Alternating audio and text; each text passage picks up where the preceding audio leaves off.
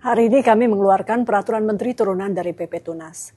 Melalui peraturan ini, pemerintah menunda akses akun anak di bawah 16 tahun pada platform digital beresiko tinggi, termasuk media sosial dan layanan jejaring. Ini artinya Indonesia menjadi negara non-barat pertama dalam penundaan akses anak di ruang digital sesuai usia. Dasarnya jelas, anak-anak kita menghadapi ancaman yang semakin nyata, mulai dari paparan pornografi, perundungan siber, penipuan online, dan yang paling utama, adiksi.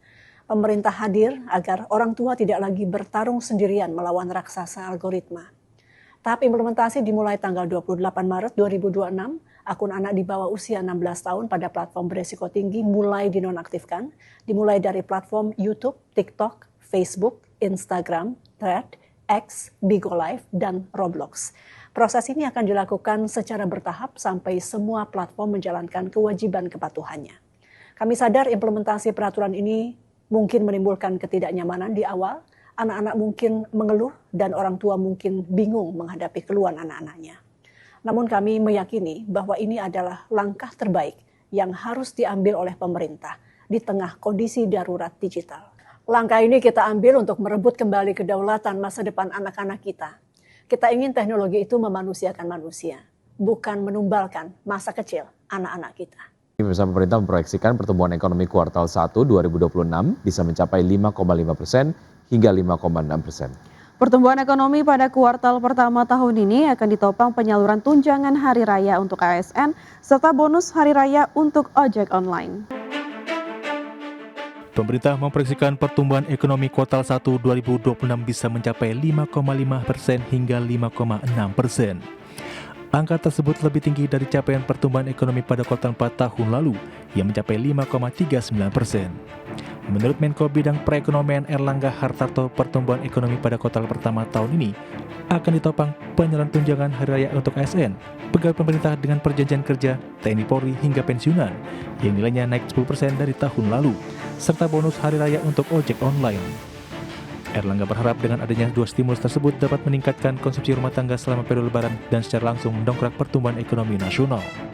Kemudian kenaikan THR ASN juga tahun ini 10% lebih besar. Sehingga tentunya kami berharap pertumbuhan ekonomi di kuartal pertama ini akan lebih tinggi dibandingkan Q4 yang lalu. Jadi kita mentargetkan antara 5,5 sampai 5,6.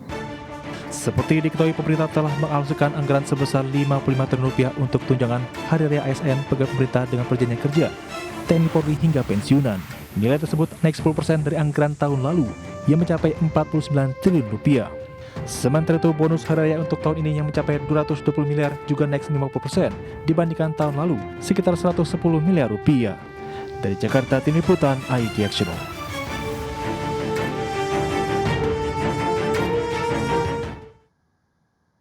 Ya, Menteri Keuangan Purbaya Yudisadewo memastikan anggaran pendapatan dan belanja negara atau APBN masih kuat dalam menghadapi dampak konflik Amerika Serikat dan Israel dengan Iran. Ya, Menteri Keuangan Purbaya Yudisadewo mengatakan bahwa pengumpulan pajak pada Januari hingga Februari tumbuh mencapai 30%. Angka tersebut menunjukkan perbaikan signifikan di sektor ekonomi. Selain itu, stabilitas fiskal dan moneter yang menjadi penting saat ini tetap terkendali dengan kepercayaan pasar yang masih tinggi.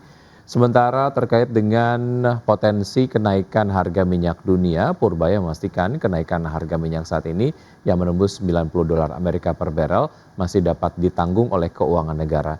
Namun demikian, pemerintah telah menyiapkan berbagai langkah antisipatif seperti menyiapkan realokasi anggaran, menjaga stok energi nasional tetap aman, serta memastikan kebijakan subsidi tetap tepat sasaran agar beban fiskal tidak meningkat secara tidak terkendali.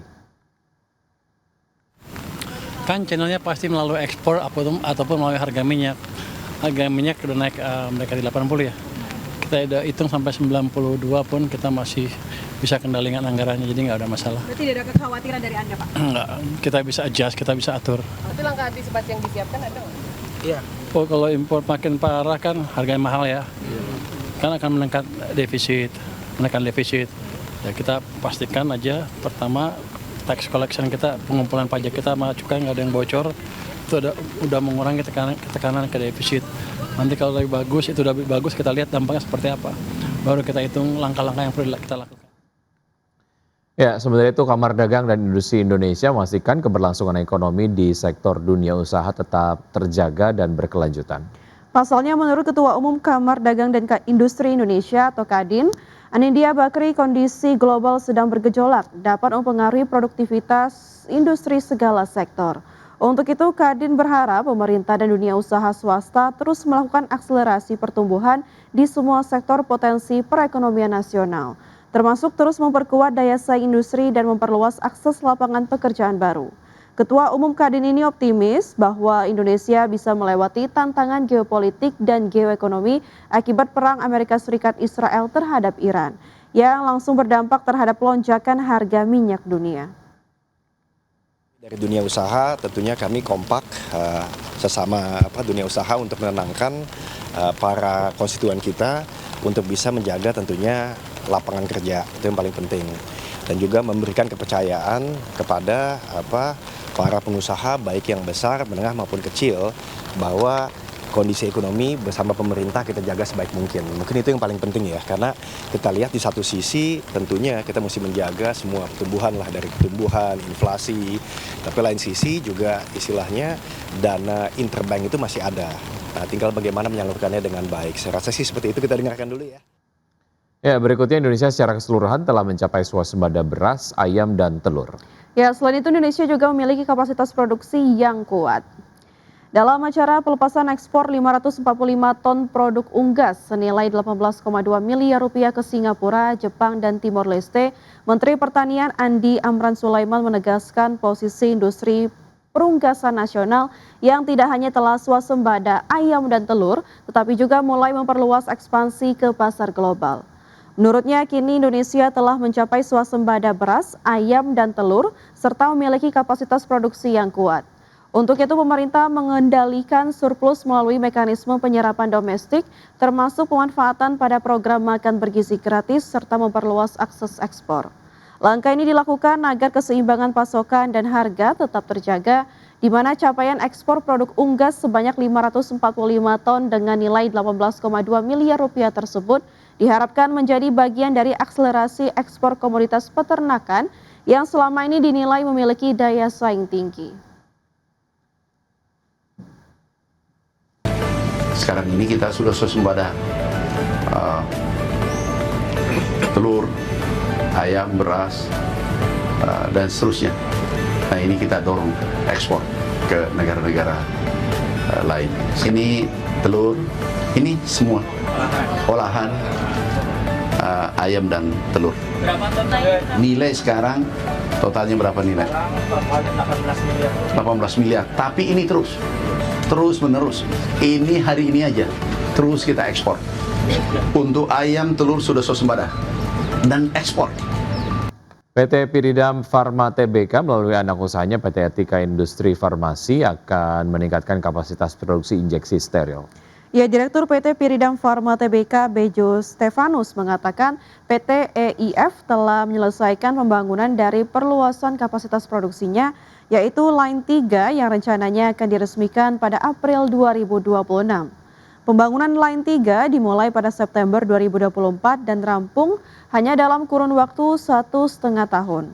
Saat ini kapasitas dari Line 3 telah terpenuhi atau full capacity, sehingga membuat perseroan mempercepat proses pembangunan untuk fasilitas Line 4, 5, dan 6 yang akan mengadopsi teknologi terbaru di dalam dunia obat steril. Setelah penyelesaian Line 4 dan 5, PT EIF juga akan segera melakukan pembangunan Line 6 sebagai bagian dari pengembangan kapasitas manufaktur secara berkelanjutan. Manuver ini diambil sebagai respon langsung atas meningkatnya kebutuhan obat-obatan steril di pasar global dan regional. Adapun berdasarkan berbagai laporan industri, pasar steril injectable global diproyeksikan terus tumbuh signifikan dengan nilai pasar yang mencapai sekitar 4,9 miliar dolar Amerika Serikat pada 2026.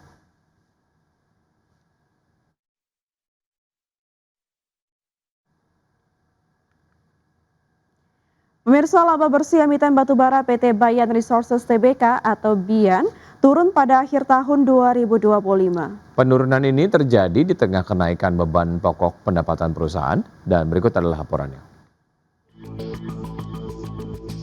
PT Bayan Resources Tbk mencatatkan penurunan kinerja keuangan sepanjang tahun 2025. Berdasarkan laporan keuangan di Bursa Efek Indonesia, pendapatan perusahaan turun tipis 0,58% secara tahunan menjadi 3,43 miliar dolar Amerika Serikat dibandingkan 3,45 miliar dolar pada tahun 2024. Sebagian besar pendapatan Bayan masih berasal dari segmen batu bara yang menyumbang 3,41 miliar dolar pada 2025, turun 0,58% dari tahun sebelumnya. Sementara itu pendapatan non batu bara juga turun 5,01% menjadi 20,09 juta dolar. Di sisi lain, beban pokok pendapatan justru meningkat 9,95% menjadi 2,32 miliar dolar. Kenaikan beban tersebut menekan laba kotor perusahaan yang turun 16,54% menjadi 1,11 miliar dolar.